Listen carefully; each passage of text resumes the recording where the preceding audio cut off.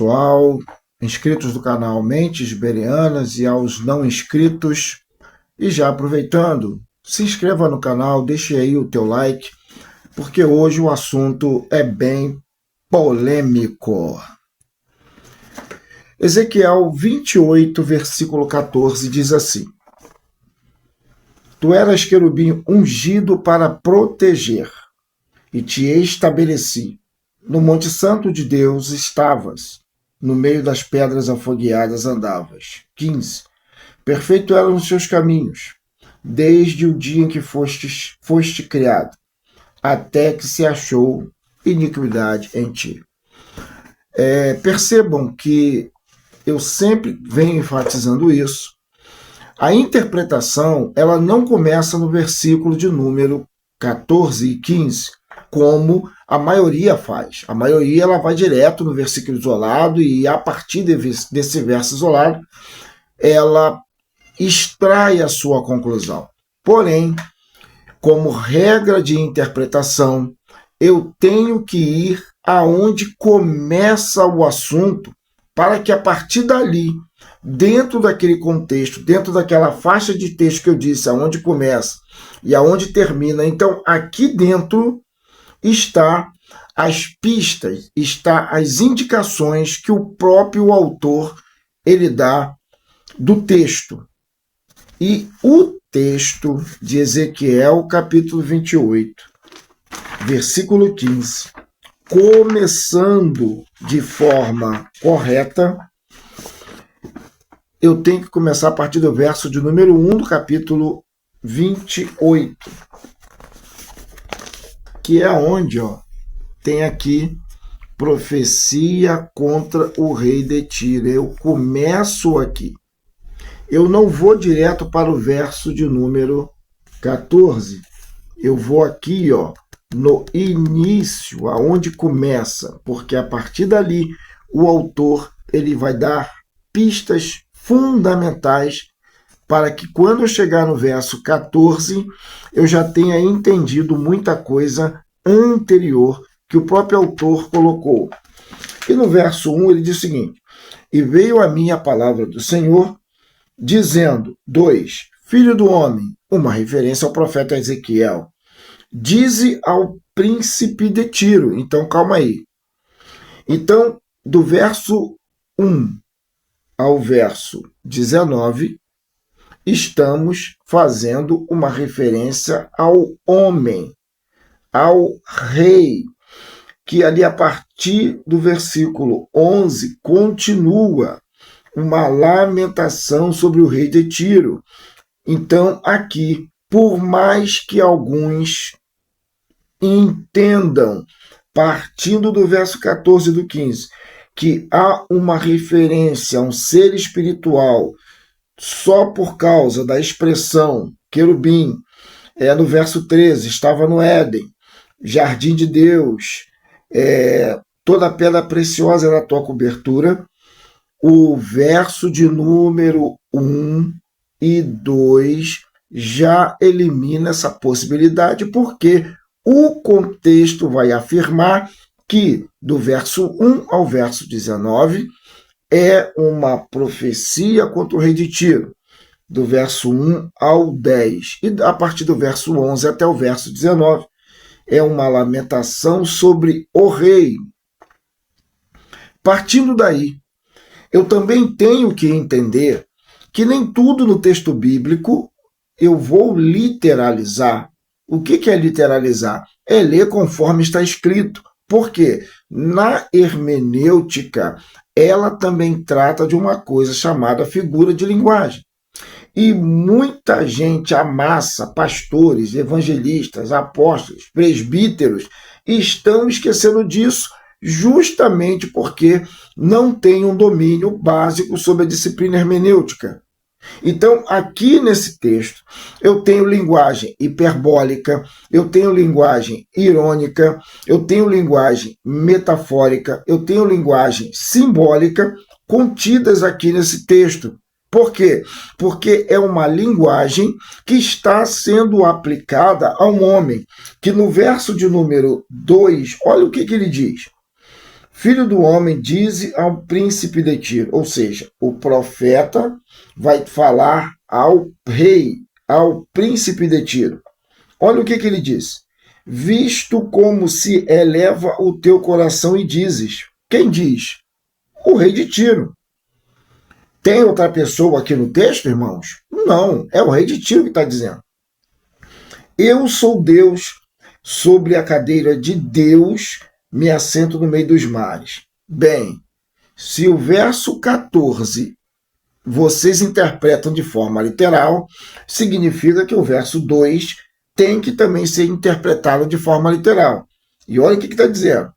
Quem dizia isso é ele, o rei de Tiro, no seu coração. Eu sou Deus, sobre a cadeira de Deus, me assento no meio dos mares. Pergunta, responde aí nos comentários.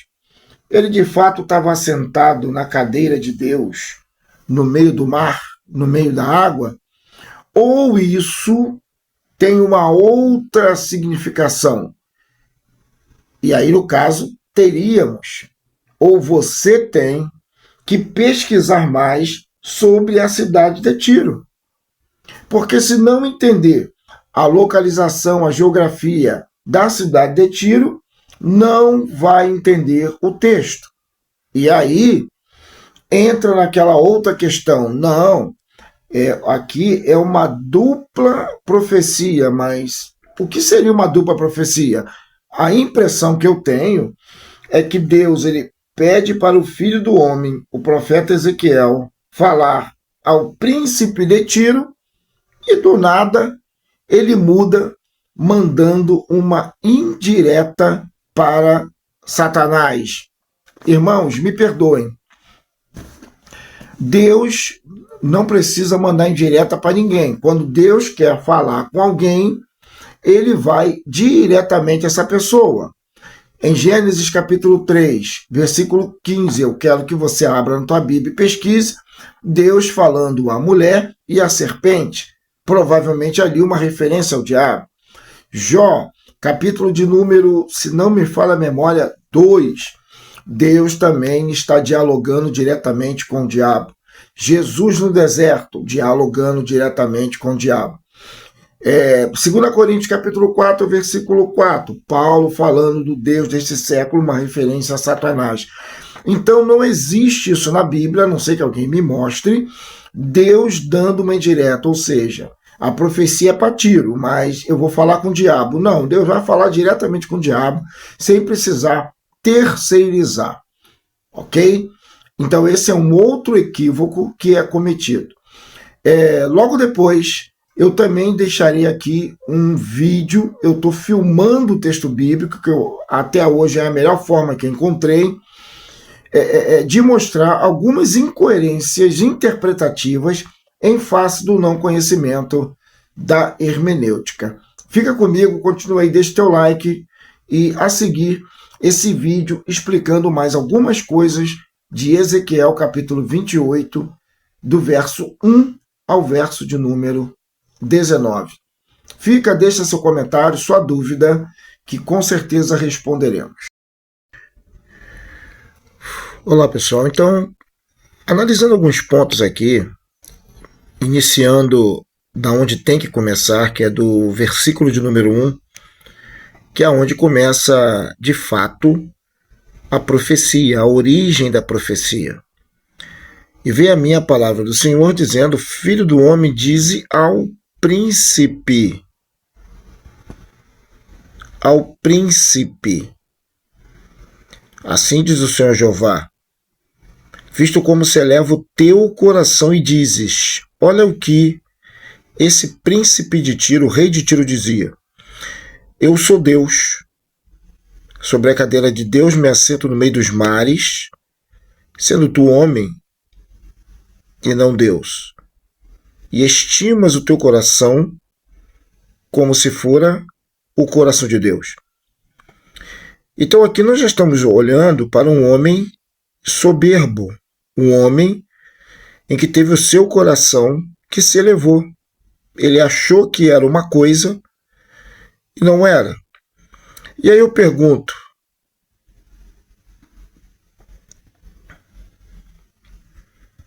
Se aqui o pessoal interpreta de forma literal, dizendo que era o diabo, porque o texto está dizendo que era um querubim ungido para proteger, e te estabeleci. E aí eles dizem, continuam, olha, ele está no Monte Santo de Deus, no meio das pedras afogueadas andavas. Olha, é o diabo esse aqui, olha lá, ó. Verso 15. Perfeito era nos teus caminhos, ou seja, literalizando tudo, é perfeito nos caminhos. Desde o dia que foste criado, lá, ele foi criado, então é o diabo mesmo, ó. Até que se achou iniquidade em ti. Voltamos ao capítulo de número 28, verso 2. Bem, se no verso 14 é literal e no verso 15 é literal, então eu tenho que manter a coerência, dizendo que no verso de número 2, ele dizia assim, eu sou Deus. Então isso aqui é uma palavra do diabo e não do rei de Tiro. Sobre a cadeira de Deus me assento no meio dos mares. Então o diabo está no meio dos mares. Entre parênteses, sendo tu homem e não Deus, eu pergunto, o diabo é homem? Eis que mais sábio és que Daniel. Não há segredo algum que se possa esconder de ti. Pela tua sabedoria e pelo teu entendimento alcançastes o teu poder e adquiriste ouro e prata nos teus tesouros. Está falando de um homem. Mais sábio és que Daniel. Verso 17, elevou o teu coração por causa da tua formosura. Corrompeste a tua sabedoria por causa do teu resplendor, do teu brilho, da grandeza que esse rei alcançou. E aqui, quando eu chego aqui no verso 19, ó, todos os que te conhecem entre os povos estão espantados de ti. Em grande espanto te tornaste, e nunca mais serás para sempre. Todos os que te conhecem entre os povos. O diabo era conhecido entre os povos?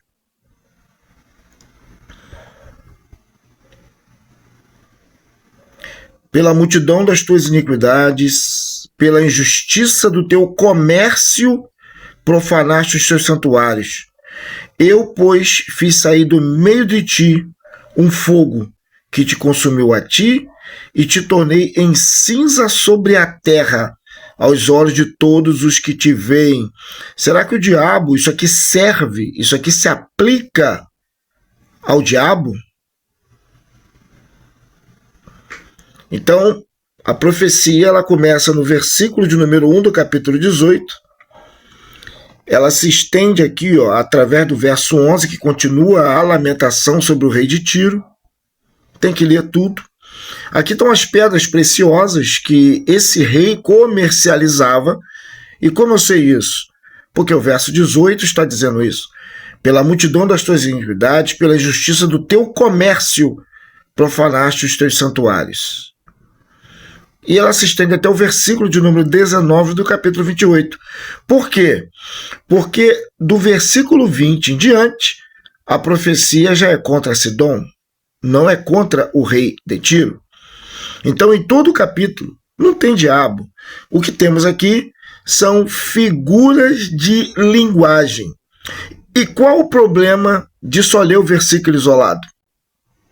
É literalizar tudo. E mesmo literalizando o versículo de número 14, esses leitores, quando começam aqui do verso 1, vão ter dificuldades em literalizar aqui, porque aqui ele está dizendo que é Deus e não o diabo. Então, em nenhum momento aqui se tem a figura do diabo, mas sim linguagem figurada, linguagem hiperbólica, linguagem irônica, para debochar daquele que achava que era alguma coisa, sendo apenas ser humano.